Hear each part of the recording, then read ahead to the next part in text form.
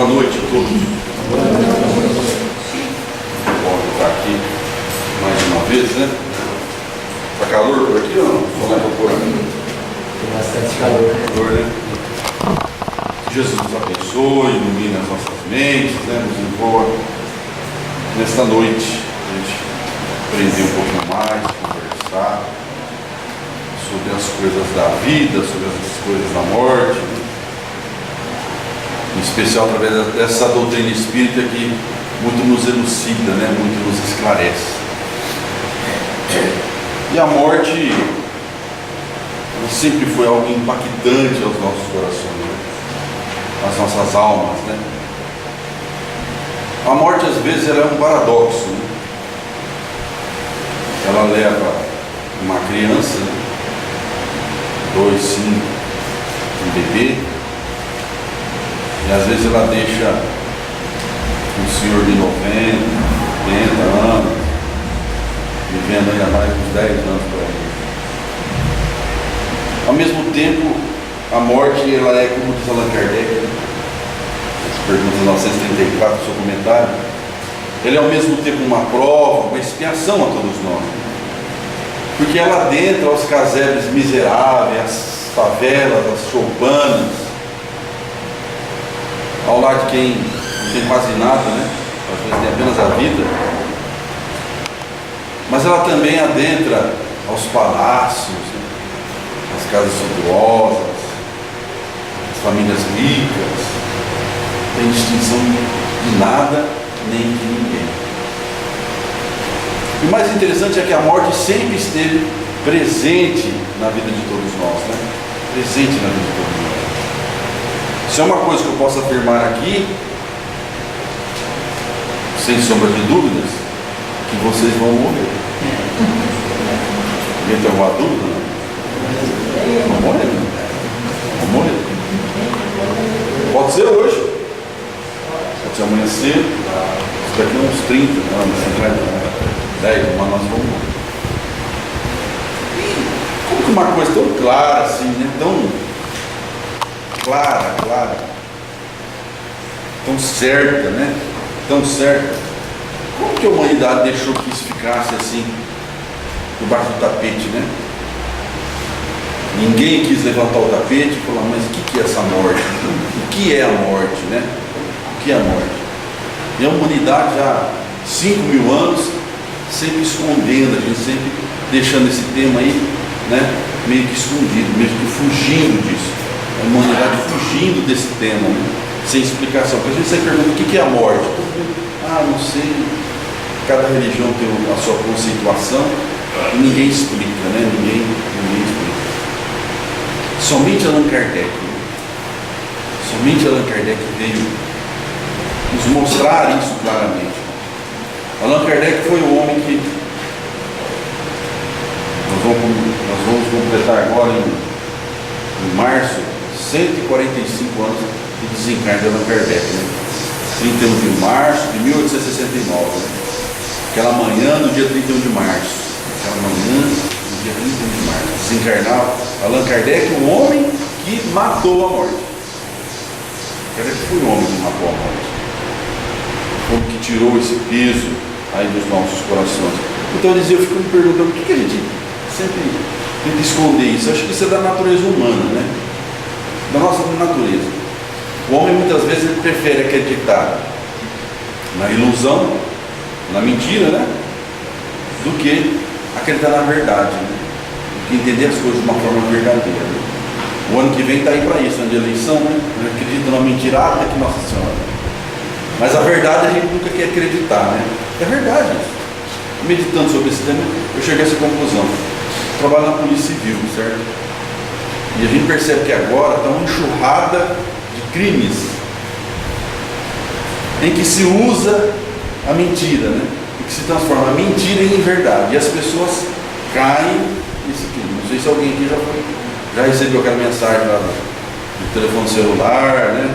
Falando que ganhou uma casa. Aí você liga lá, pede para depositar, a gente deposita e a gente vê que aquilo é uma ilusão. Lá em Votuporanga está tendo um problema na internet com um anúncio de veículos. veículos. Então anuncia um veículo numa garagem, certa garagem de Votuporanga, a metade do preço. A pessoa vê lá no site, na internet, Mercado Livre, né? Mercado Livre. Gente, vocês não acreditam, eu atendi pessoas que saíram do Acre. Do Acre. Tinha uma pessoa, ela ficou em prantos, não tinha dinheiro para voltar, para fazer vaquinha, para pagar o almoço, e o cara depositou 15, 20, 30 mil reais para a pessoa.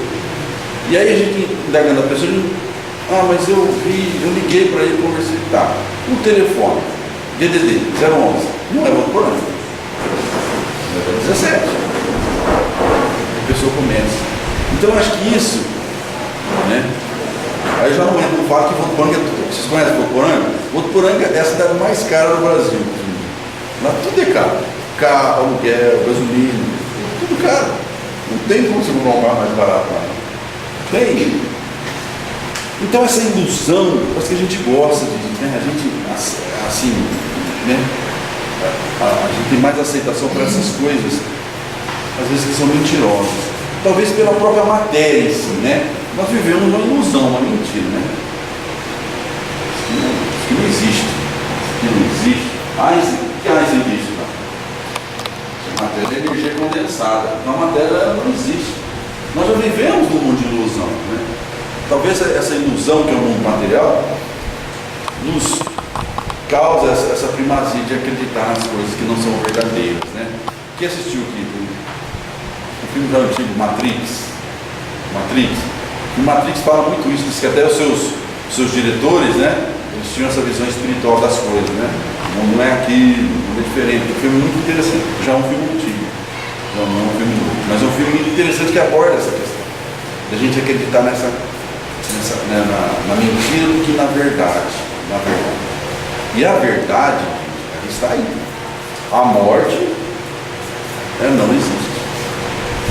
A morte não existe. E não foi a doutrina espírita que inventou isso. Isso já está nas religiões antigas, desde lá no Egito, né? do budismo. Eu até acho que a gente pegou um complexo de fugir das coisas, já como fez aquele rei, pai de Siddhartha Gautama, que é o Buda.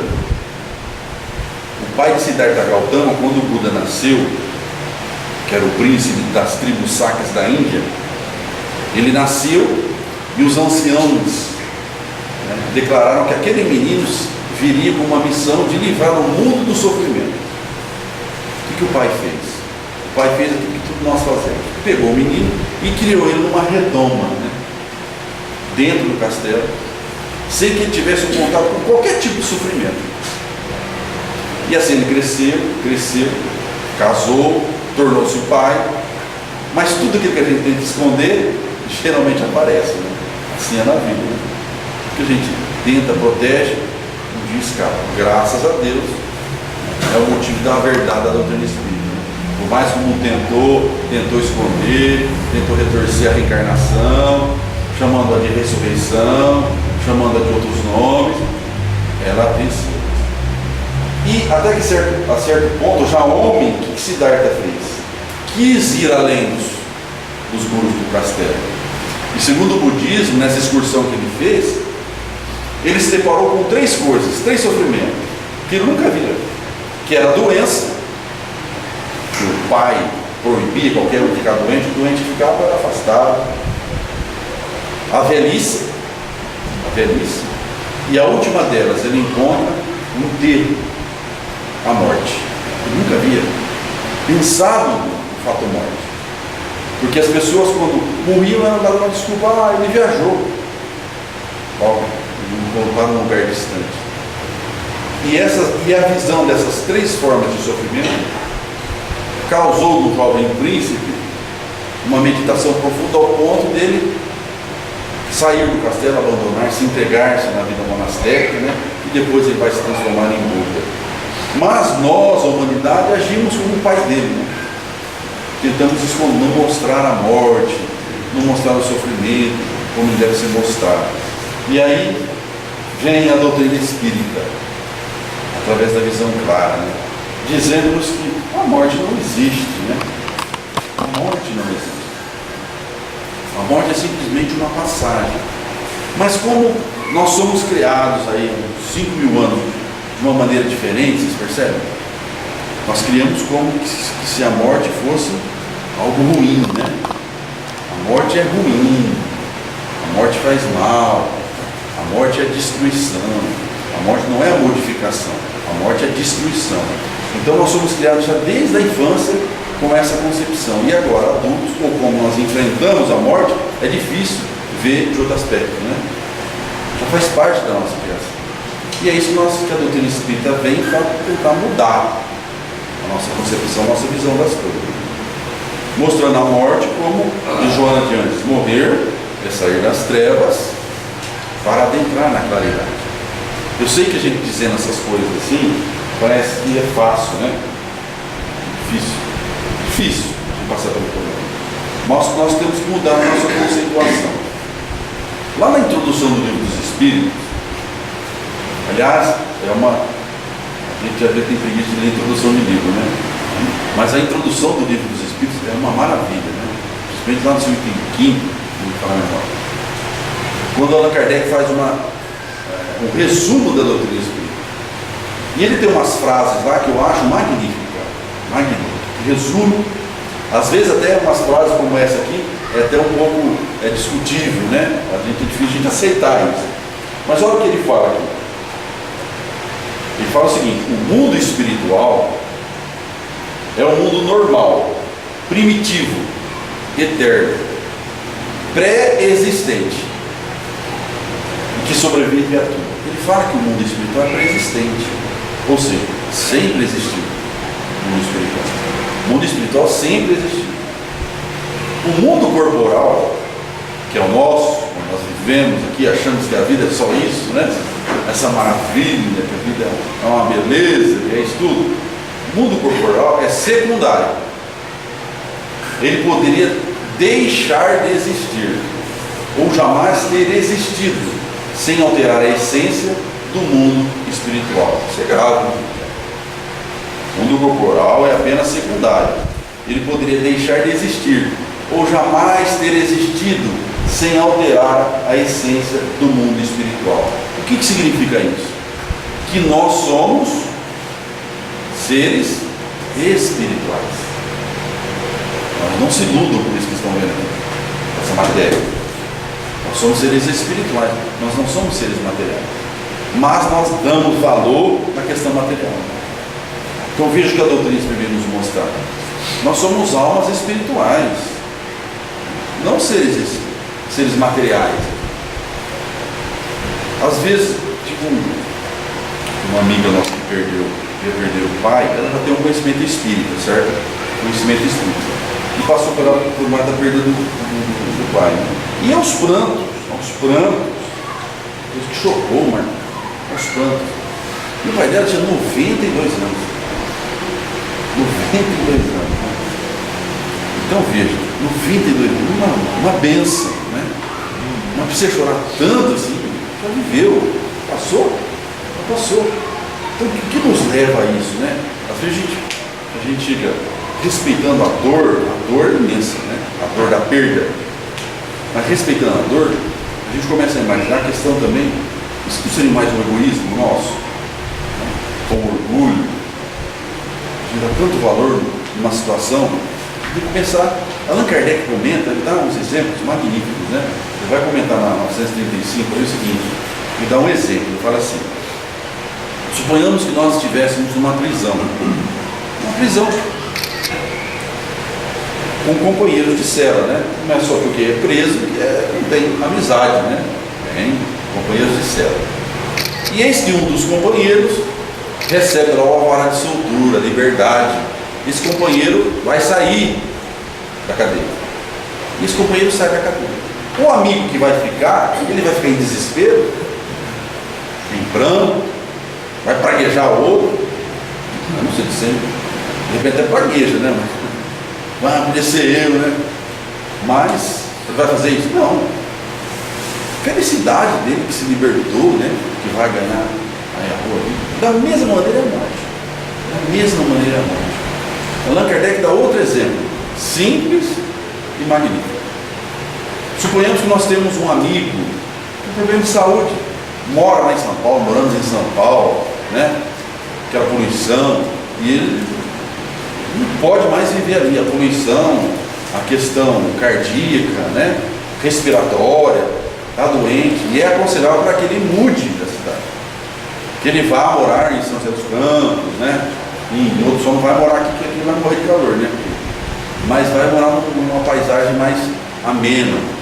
Então tem que mudar para lá. O amigo, o parente, vai ficar aqui desesperado, vai praguejar novamente, né? Vai se afortunar porque internar é um bem para ele, é um bem. Da mesma maneira, Allan Kardec nos diz, é o que acontece com a morte, com a perda daquelas pessoas que nós amamos.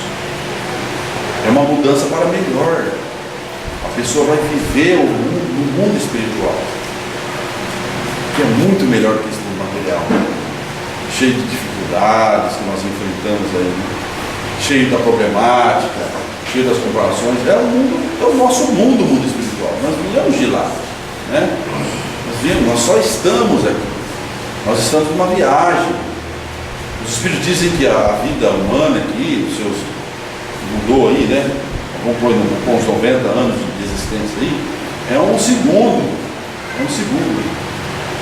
Isso que é difícil a gente ter a aceitação dessas coisas, mas é um segundo, é uma viagem, né? Uma viagem que fazemos a São Paulo, que voltamos ao nosso meio fim. Por isso que Allan Kardec coloca aqui, bem no início do Livro dos Espíritos, dizendo que nós somos seres espirituais. Seres. Vocês lembram lá em Nosso Lar? Em Nosso Lar, né? Quando eles excursionam pela região umbralina e eles veem o quadro de São Diniz, quem leu Nosso Lar? Levanta a mão. Não leu mais, né? Leu Nosso Lar, né? E vê o quadro de São Diniz, quando André Luiz nos mostra, ele vê o quadro e ele fala ao mentor lá: nossa, esse quadro é São Diniz, eu vi o original no museu lá, na terra, ele fala, mas esse aqui é muito mais magnífico, né? Esse aqui é muito mais belo, escrevendo o quadro na parede, lá no plano espiritual. Em uma região de socorro, não era nem Nosso Lar, né? Nas regiões umbralinas, no hospital ali de acolhimento, que tinha ali na parede o tal quadro de São Diniz, né? Aí o mentor o adverte, fala: não, este aqui é o original. O pintor lá da terra, num momento de desdobramento, né, plano espiritual, viu a terra, se impressionou pela beleza, e quando voltou ao corpo, passou para a terra, né, aquilo que ele havia visto assim. Então veja que maravilha. Que é o reflexo do que é um plano espiritual. Nós sempre somos criados, né, pela interpretação, que é o contrário, né? De que a gente desencarna, aí a gente leva aqui todo o conhecimento nosso material para o plano espiritual. Se a pessoa fosse assim, meu Deus, pessoal, esse monte de político corrupto aí, levando as coisas tudo para lá. Ué, a gente vai levar o que daqui para o plano espiritual? Pouca coisa, né? Pouca coisa, né? De boa. O negócio é o contrário, né? O negócio é o contrário. É eles que trazem as coisas para cá. E eu vejo uma certa dificuldade até no movimento espírita para aceitar isso, né? Nós vemos novas obras, né? O mesmo André Luiz, se a gente lê André Luiz, há informações na obra de André Luiz impressionantes. A gente passa a leitura, a gente tem que ler umas 10 vezes cada livro de André Luiz, tá? Para a gente tentar ter um entendimento. Há obras mais aí, principalmente do Dr. Inácio, ele falando sobre o mundo espiritual de certas coisas, a gente fica meio que impressionado. Fala, mas será que lá é assim? Não é assim. André Luiz já nos deu exemplo. Nós copiamos as coisas de lá. Entendeu? Se aqui tem computador, lá tem computador muito melhor que os computadores daqui. Porque os daqui que foram tirados de lá, né? O Inácio, no último livro dele, ele fala agora que lá no plano espiritual, eles não usam mais livros, que é tudo igual um tablet, já lê num objeto mais fácil de armazenar as coisas. Veja, né? como a coisa evolui lá e evolui aqui. Às vezes é difícil, mas você está falando besteira, eu não sei o que tem, não sei, nós já estamos em 2013, se eu começar a falar essas coisas que são as verdades, nós vamos falar isso quando? Jesus ficou 2000 anos atrás. Gente, tem que evoluir o pensamento, o entendimento das coisas que não fujam da doutrinária, mas que sejam doutrinárias.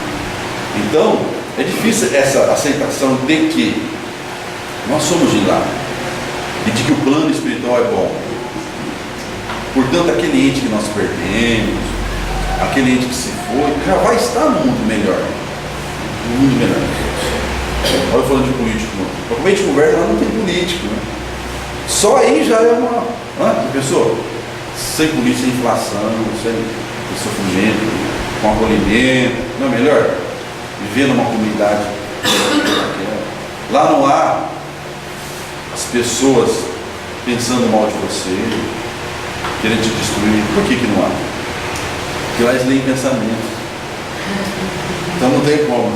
Já pensou? Vamos ver uma sociedade em que eles leem o seu pensamento? Então nós temos que nos policiar também, para enfrentar essa nova vida, essa nova existência.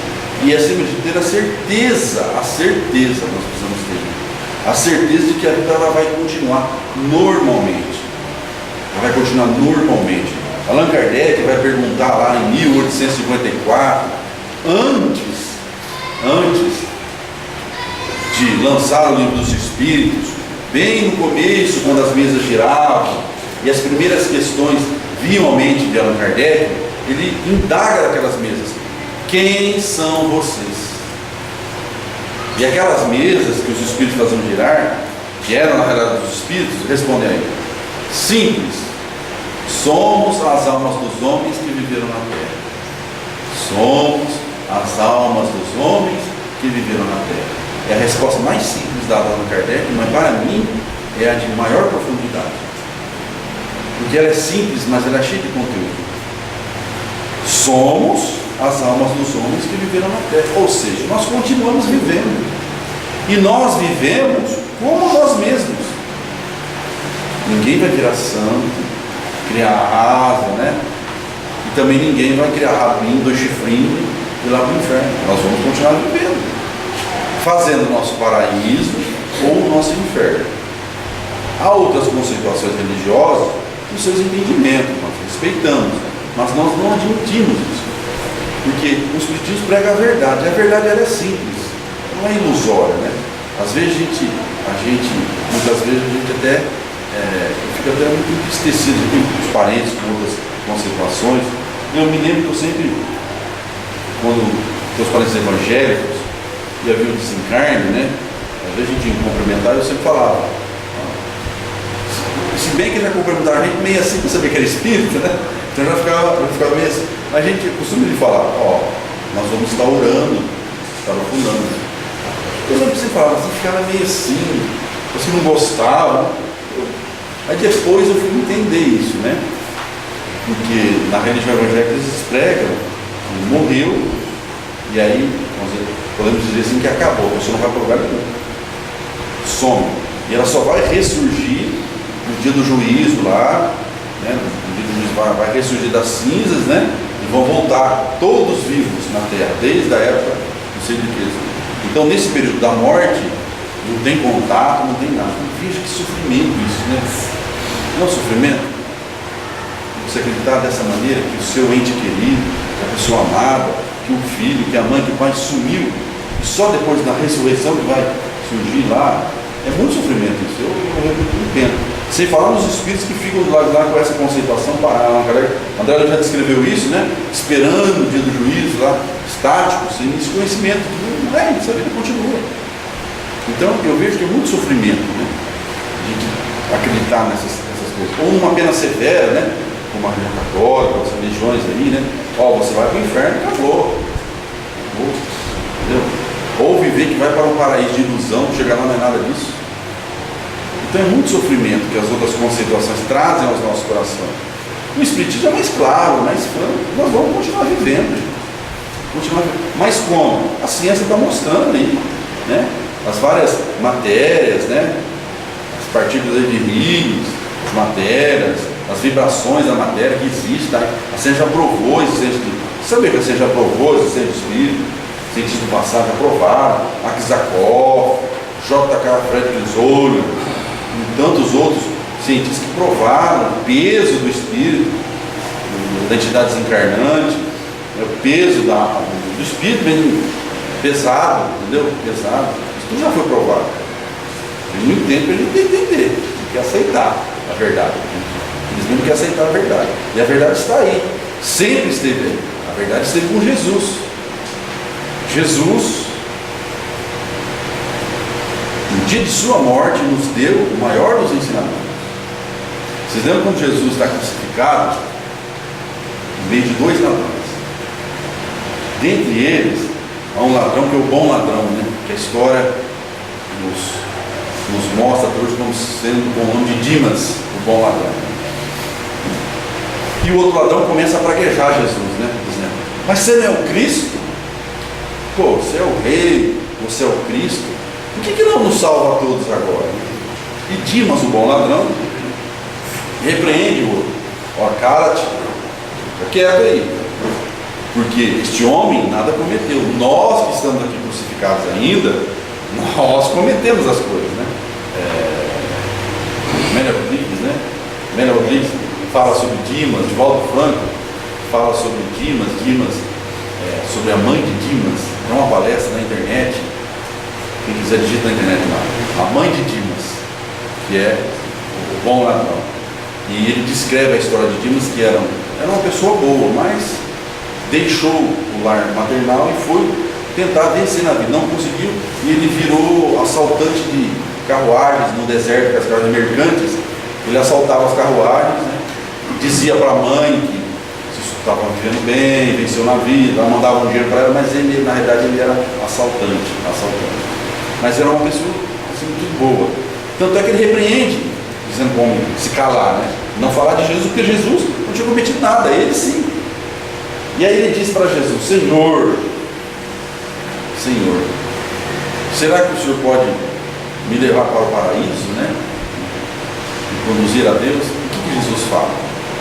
Jesus fala para Dimas assim: ó, em verdade vos digo, que ainda hoje nós estaremos no paraíso, no reino dos céus, depende da interpretação. Então olha que informação. Jesus diz para Dimas que ainda hoje eles estariam no plano espiritual. Dimas era santo, era um missionário, era um enviado de Deus, era batizado, era convertido. Não, Dimas era um ladrão. A única coisa que estava do lado de Jesus ali, né? Numa cruz ao lado dele. Era uma pessoa comum. O que Jesus fala? Que ainda hoje continuaria vivendo normalmente, estaria com ele no reino dos céus, no plano espiritual. Então veja, Jesus já dizia isso, que a morte não existe. Que a morte não existe. Jesus já afirmou isso na cruz, já da sua morte. Então qualquer outra interpretação disso, eu acho que é uma interpretação mentirosa, fantasmagórica, mentirosa, não é a verdade. A verdade é essa, que a morte ela não existe, que a vida continua normalmente. É isso que a doutrina espírita prega. Como nós já dizíamos lá no Kardec sobre André Luiz é muito importante para todos nós. É um complemento de tudo aqui. Se Allan Kardec foi quem matou a morte, André Luiz foi quem nos mostrou a vida como ela é. A vida espiritual como ela é e como ela tem que ser aos nossos corações. E o conforto maior para todas as famílias, para todos nós que passamos por isso, né? Todos nós, como a gente falava ali, eu estou na doutrina espírita devido à morte, né? A morte de entes queridos que desencarnaram, né? Que nos trouxeram para a doutrina espírita. Acho que muitas famílias também estão na doutrina espírita por causa da desencarnação de entes queridos, porque é só a doutrina espírita que nos mostra isso, né? É só que nos mostra a clareza, que enxuga as lágrimas. Uma frase da época da André que diz assim: creia-se ou não em Deus, confirma-se ou não a imortalidade. O Espiritismo vem enxugando as lágrimas que nascem na emotividade humana. Só a doutrina espírita consegue fazer isso. As outras interpretações religiosas dão uma explicação vaga, falta, mas a doutrina espírita nos mostra isso verdadeiramente, né? Verdadeiramente. Eu falei dessa questão particular aí, ela mais ou menos de 1985, por aí lá em Votoranga, e tinha uma prima, né? Eram 3 crianças, minha irmã, menino e a menina, Thaís. E ela tinha uns 3 anos de idade. E ninguém aqui de lá deve lembrar na época. Ela saiu com a mãe, caminhando pela rua normalmente. Bairro que eu moro hoje, eu resido aí. Havia uma mina d'água famosa, uma mina d'água. E andando na rua com a mãe, ela soltou a mão da mãe e saiu num muro de placa. Esses muros de placa, sabe? E aí é o destino, né? Como uma criança de 3 anos, uma mãozinha pequenininha daquela, e ele encostou no muro de placa e não caiu, senão acertou a caixa craniana, nossa, você fala que já ficou ali, né? A gente lembra lá, era uma fraude, correndo na casa de saúde e não deu jeito. 3 anos de idade. Vocês imaginam o sofrimento, né? 3 primas pequenas, né? Essa coisa trágica. E aí a doutrina espírita surgiu, né? Nós já vem de família espírita, mas nunca surgiu, e a gente na casa espírita. E aí aconteceu uma coisa, a gente tentando, e uma certa vez em Votoranga, de Divaldo Franco vinha muito aqui, né? Aliás, Divaldo esteve no Preto domingo, né? E nós fomos a uma palestra lá, e no interno da palestra, Divaldo Franco psicografa uma mensagem da criança, uma mensagem magnífica, ela assina ainda como forma, né? Arranhuras infantis ainda, ele quase que, a gente até lembrava que conversava com ele, quase que assim, transfigurou a imagem da criança, dos jeitos, né, de escreveu a assinatura dela. Ele deu uma mensagem confortando os pais. E ele disse para a mãe ali que ela retornaria na família. Retornaria na família. Passou uns 2, 3 anos, essa para mim engravida novamente, nasce uma criança, que hoje está 19 anos, formando direito esse ano. Casa no ano que vem. Vai nascer. Inclusive ele disse o seguinte: quando ela tiver com um ano, se você chamar pelo nome, ela vai atender pelo nome. E ela agora, nessa encarnação, ela tem uma problemática de ela sofre convulsões epiléticas. E quando passou por uma tomografia, um exame, saiu desse exame a lesão cerebral no mesmo flanco do cérebro. Então vejo como as coisas, estou contando sempre porque é uma coisa nossa, né? Assim, um exemplo de como é a vida. Isso acontece constantemente. A vida é assim. Cheia de conforto, de entendimento. É a vida. Ninguém morre. A gente passa por uma nova existência e voltamos para uma nova existência. Na mesma família, com as mesmas pessoas. Essa distância não é eterna, ela não é longe, ela é ali, ó. É aqui. Nós temos que ter isso, e nós temos que ter essa educação no nosso dia a dia. Fazer esse comentário, ser um comentário, fazer com que essas coisas da vida, da morte, seja uma coisa comum. Mostrar às crianças que isso não é uma coisa diferente. Eu tenho 2 filhas, e a gente tem esse diálogo, né? Ele tem o problema de levar as filhas no novembro agora, né? No dia do cemitério. Não, tem que conversar com a criança. Meu lugar, filha, ali é o lugar onde fica os despojos. Mas eu vou deixar depois que ela crescer. Não. Há um questionamento também com relação aos filhos, às crianças. Eu vejo que muitos adultos, mas onde estão os jovens? O jovem tem que estar aqui na casa espírita também. Cadê os filhos? Cadê os netos? Cadê os sobrinhos? Essas crianças que estão reencarnando hoje aqui já estão com a mentalidade aberta. Esses seres que reencarnam agora são seres já do ano 2000 já, entendeu? Então não acreditam você que vocês vão falar para ele, o espírito, essa alma que reencarna, você acha que eles não vão entender? Eles vão entender mais do que vocês vão entender.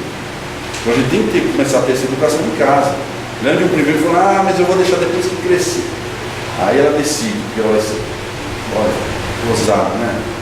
Já aparece nas crianças agora, né? Já aparece na criança. As crianças ficam agora, com 2 aninhos, assim, tem uma inteligência medonha.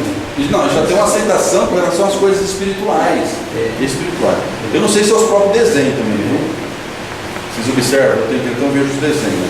Tem uns desenhos até que mostram perispírito. Tinha um desenho que é um super-herói que saiu do corpo, ficava transparente, passava. Eu não sei se é isso, não sei se é. Tem uns desenhos lá o desenho do Buda lá, da criança que era um Buda reencarnado, passava esse tempo atrás, né? Que ele tinha poder sobre as águas. Então veja como a própria educação humana já está evoluindo, gente. Evoluindo para as coisas espirituais. Você tem filme. Nosso lar virou um filme. Vocês vivem no século que nosso lar virou um filme, uma bilheteria, né? Então como que a gente vai impedir que esse conhecimento espiritual chegue às pessoas? Que chegue às crianças pequeninas, que chegue aos parentes, as pessoas não estão evoluindo. E as pessoas estão ficando para trás. E a gente não pode ficar para trás. Vocês lembram o texto do livro aqui? Hoje, o mundo é um mundo de regeneração. Então não adianta você chegar no mundo de regeneração com conceitos antigos. Nós vamos ficar para trás. O conceito é esse atual, inequívoco da verdade, de que a morte não existe, de que nós continuaremos vivos, com o conhecimento da doutrina espírita e com o amor de Jesus, que sempre nos prometeu. O que Jesus nos disse? Há várias moradas na casa de meu Pai. E na atualidade, agora através do Inácio, lá no Passério, eles vêm dizer que a morte, ela não é apenas um complemento da vida, mas ela é um pulo ao futuro. Eles estão vindo com o conceito agora de que o plano espiritual é o futuro, e que nós vivemos, e o plano material é o passado. É difícil de se entender mesmo. Ele fala que é um pulo. Quando desencarnamos, na realidade nós fazemos uma viagem para o futuro. Então, esses conceitos novos estão chegando aí, a gente precisa de mente nova para ter um entendimento com relação a eles. Então vamos estudar, o que eu faço, vamos ler. Eu sei que se às vezes a lágrima, né, saudade simpática aos nossos corações. Né? E hoje nós não temos o Chico, né, mas nós temos outros médiuns, né, que nos trazem esse conforto, né? Porque a doutrina espírita, além de dar essa explicação da morte, ela também nos dá a comunicabilidade com os mortos, que nós podemos nos comunicar com eles, né? Que nós podemos estar junto através da comunicação mediúnica, mas não só da comunicação mediúnica. Eu sempre falo que os espíritos esquecem um ponto da doutrina espírita, que é o sono e o sonho. Às vezes nós viajávamos até Uberaba, atrás do Chico, com uma mensagem, né? De 300, 500 quilômetros da mensagem. E hoje nós vamos, aqui a gente tem um Newton, né? Que corre de Newton aqui que é pertinho, e lá, não sei o quê. Mas nós temos uma coisa em nosso lar que se chama o sono. Está no livro dos Espíritos. Mas os Espíritos passam correndo por cima daquele lado, né? E vai querer ver lá os médicos, o psicógrafo, quer ver outra coisa, né? Quer ver lá psicofônico, né? Quer ver espírito, né? E a gente passa por isso. Allan Kardec explica isso no livro magnificamente. A gente pode perfeitamente, um dia de saudade, que o coração apertou, né? Sentar na nossa cama, fazer uma prece de saudade e conforto, pedir o conforto daquela alma que se foi, que nós estamos com saudade, que Jesus possa abençoar, pedir a possibilidade do encontro, e a gente vai dormir. O sono é uma morte que acontece todos os dias. Sabe que nós morremos todos os dias? Além da certeza que vocês vão morrer, tem certeza que vocês vão morrer. Todo dia que vocês dormem, vocês morrem um pouquinho. A gente morre um pouquinho. Por quê? Quando o corpo dorme, o espírito dá a possibilidade de sair do corpo, de entrar em contato com o mundo espiritual e possivelmente com as pessoas que se foram. E aí a gente vai acordar no outro dia com uma lembrança, às vezes boa. Às vezes nós vimos ela num ponto circular, né? Viajamos num ônibus, encontramos numa praça florida, né? Às vezes foi no cinema, no teatro, mas nós temos esse encontro. Cada um guarda a sua percepção. Às vezes nós não vamos lembrar de nada. Se nós encontramos, se nós nos encontramos, se nós vimos, mas nós vamos ter um conforto no coração. Conforto. Nós vamos acordar mais alegres. Isso é verdade. Você perguntando, vai ver que várias pessoas acontecendo. Então vamos usar isso. É o pedido que eu faço a vocês, diante da perda dos entes queridos, né? Vamos usar isso com a certeza de que a morte não existe, e com a certeza de que Jesus sempre vai nos amparar, acolher os nossos corações e nos abençoar, nos trazendo conforto e que a vida é eterna.